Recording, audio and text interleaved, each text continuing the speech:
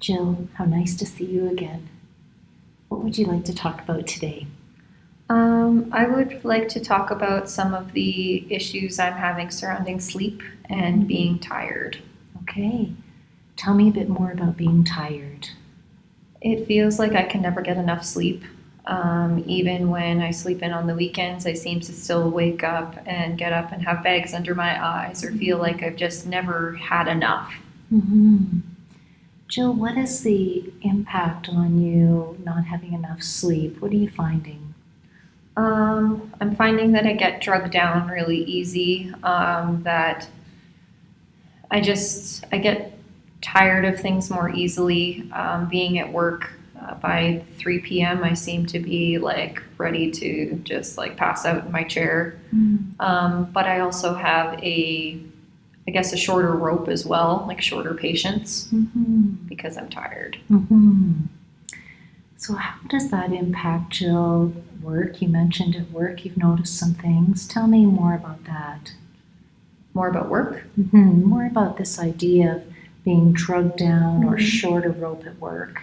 So in working with kids, because I'm a teacher, it means that I have a much shorter patience for them, much shorter than I'd like, because I work with grades 6, 7, 8, 9, and I know that they can be a handful, and I want to be there for them. Like, well, not just there present, but like present in that I'm in the moment with them, and I can help them through things. But if I'm tired, I have no patience, and if I have no patience, then I can't work things through with them. And how do you feel, Jill, when that happens, when you're drug out, short rope, less able to help them work through things? I feel sad. I feel disappointed in myself and just really frustrated that I could be able to do this, but then I should be able to do it, but then I don't want to because I'm so tired and I'm just kind of short on patience. So what I'm hearing, Jill, is that your sleep is interfering with work. You called it that short rope idea, and you're feeling quite frustrated. And then it seems like it's a bit of a cycle. You feel sad and disappointed, feel like you should be able to do something, but then don't want to because you're tired and just simply can't do it. Yeah. So, Jill, within that context then, where would you like to go today? Because I've heard sort of an emotional response. I've heard the physical inability to sleep and the impact it's having on work. What would you most like to cover today? I think probably the physical aspect and working on ways that I can get more sleep. Okay. Tell me what you've tried so far. My biggest thing that I've tried is exercise. I've tried and work out a couple times a week, if not more. I want to make sure that like I'm feeling healthy and that I get my 150 minutes a week, because I know that's what is recommended. Sometimes I don't get there, and that's disappointing as well. I used to have a good nighttime routine, but then I moved out of my parents' house and in with my fiance and now husband, and that kind of threw it off, and I was never really able to get back into it.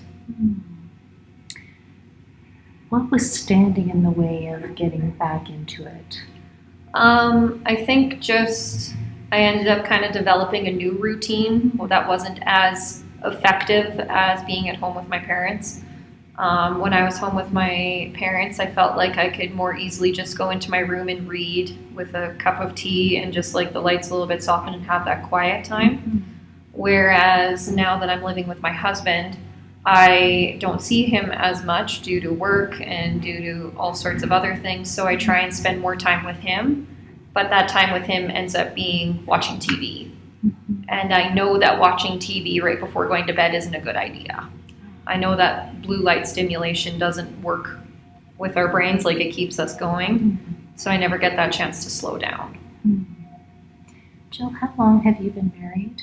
I got married in July of last year. Okay, so almost a year that you've been out of routine. But it sounds to me like you have a pretty good idea about actually what you need to sleep well. Is that the case?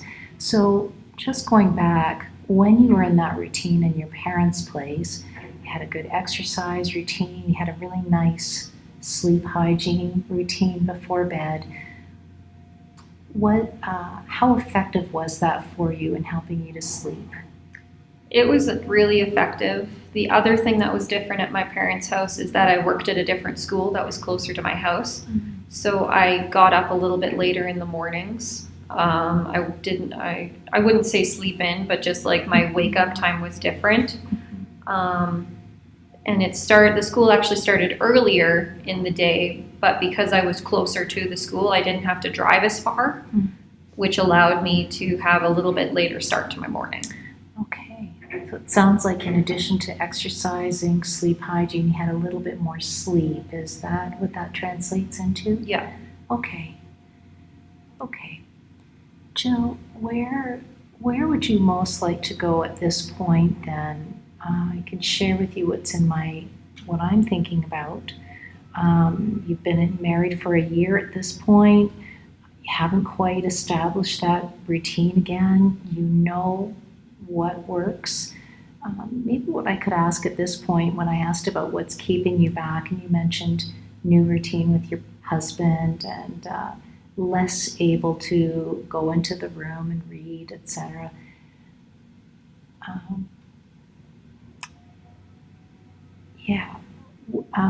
At this stage, would you be comfortable with thinking about setting some goals around new sleep hygiene patterns? Yes. Yes? Yeah, okay. That would be awesome. Okay. Have you ever heard, or let me actually go back, are you used to setting goals? Do you set them in other areas of your life? Sometimes, yeah.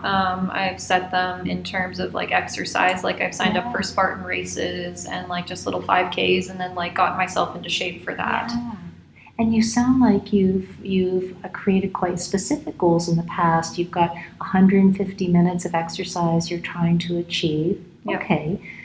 Have you ever heard of a SMART goal? Yes. Okay. Have you worked with them before with a SMART goal? Yep, sometimes with my kids. Oh, fantastic.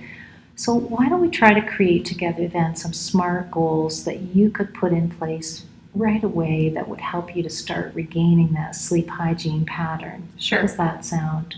Okay.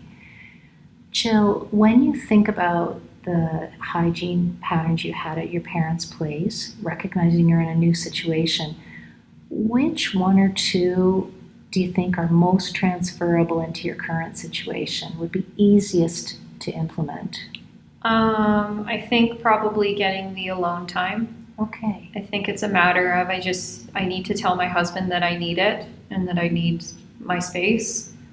Okay. That's probably one of the big things. So what would that alone time look like? Just being up in our bedroom, nice and quiet, have like my bedside lamp on with my book and a mug of tea. Either have like some soundscapes going, like that soothing like Zen music. Yeah. Or my oil diffuser. Okay. That's a lovely specific plan, and that combination is one you've used in the past and found beneficial. Okay. When you present that to your husband, how do you think he might react? I think he'll probably be supportive. I think he just needs to know that I need the space. He's not going to be hurt by it. Okay. I guess I'm more worried about him intruding on it because he'll want to be up in the bedroom with me because it'll be nice and quiet and relaxed. But then he's watching videos on his phone, and then I'm listening to anime and like the Japanese people scream from his phone. And it sounds like the Zen music part, it sounds like the quiet and the quiet music is a really important part of this for you. Yeah. Okay. How might you manage that? I don't want to call it a barrier. It's not a barrier. How might you manage that part of this situation? his desire to be with you? In wherever I am in the same 9 square feet. Yeah. I think I might just tell him that if he's going to be up there, he can't have his phone, or he needs to read, or he needs to do something else that's quiet. Because he will get lonely down on the couch. He'll be like, well, where were you? Like, I want to, like, and he'll want to hang out, which I'm totally cool with, but I also need my quiet in order to, like, wind down from the day. Okay. What I'm taking from you so far then, Jill, this SMART goal, let's put it together and in a phrase that we can say. So you'd like to have, sounds like there are 4 pieces: Zen music, a nice cup of tea, a lovely book, and some nice lighting. And when would you want to do that? So at what point would you say, now I'm going upstairs during the week? Probably at about 8:30 or 9. Okay. That would be my ideal time. Okay, so by 8:30 or 9 you would go up. And would that be on weekends as well? No, probably not. Our weekends are a little bit busier. That's when we like to sit and watch movies. Okay. Although probably Sunday night I should get into it so that I can start my week fresh. So this would be a Sunday night to Thursday Thursday night yeah. routine. Okay. All right. And you would do that, and when would you be able to begin? When do you envision starting that? Probably about mid-August, just because I'm still on summer vacation. It's a little different then. Yeah. Okay. Jill, when you envision implementing this in mid-August, this lovely pattern, sleep hygiene, how do you feel inside? Relaxed. It reminds me of being at the comforts of my parents' house, where I didn't have to worry about so much. I just got to take care of myself and focus on myself. So you see that as a real form of self-care for you. And it sounds like that's been missing in your first year of marriage as you're moving into new routines and whatnot. It sounds like that's been really missing for you, and you're feeling the impact. Yeah. Okay. As you move forward into this in August, what things, we've talked about the conversation with your husband, what other things could support you to move into that new pattern? Probably putting away my phone at night. Okay. I like my games. I like to just scroll through in the internet and look at nothing. So I think probably putting my phone away at the same time, or setting an alarm on my phone to say, put it down, would help. Okay. Any barriers that you can think of that might interfere with you being able to do that? It can be a tough thing, putting the phone away. Work, because my work can be unpredictable, whether I have to do marking or planning. If I'm doing a new unit and I'm not necessarily sure what I'm going to do the next day, I'll be prompted to like keep working up until probably about 10 p.m. Okay. Okay. How might you manage that piece? I think probably with the philosophy of work stays at work.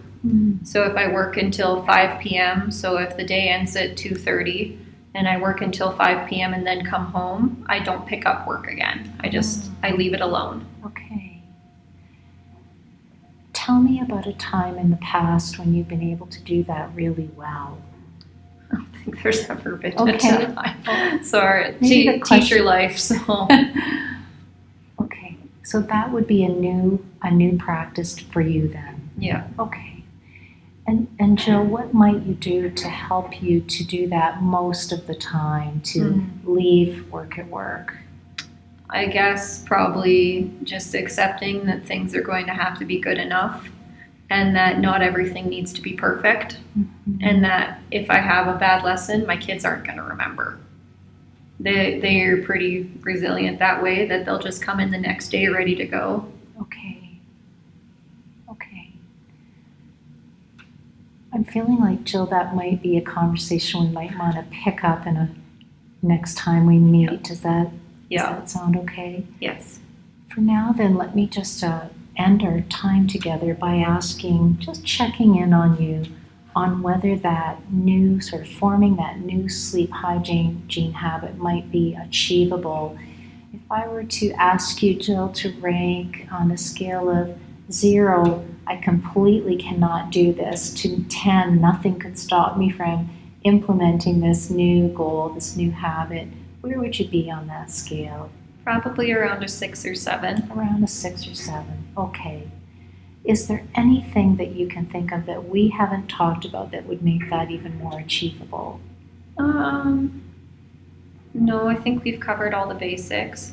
The only thing, I think, the other thing that prevents me from really settling into a nice evening routine and taking care of myself is things like the dishes. So if my kitchen is dirty, then I feel like I have to go do it. And then I'm worried, or if I don't go do it, then I'm worrying about it. So I think probably getting into a better habit of cleaning the kitchen like right after dinner and prepping my lunch the evening or the night before so that I can just go to bed and focus on me rather than what's coming up next. Seems to me, Jill, that you've got very, very solid ideas, very clear ideas on what you need to make sure that that 8:30 routine happens. And, everything from lunch ready, doing the dishes, leaving work at work, putting your phone aside, etc. And this is a real strength that you can identify those things that you need in place. You seem very organized. Thank you. Yeah. So shall we end here? We'll check in a couple of weeks again and see how you're managing courting.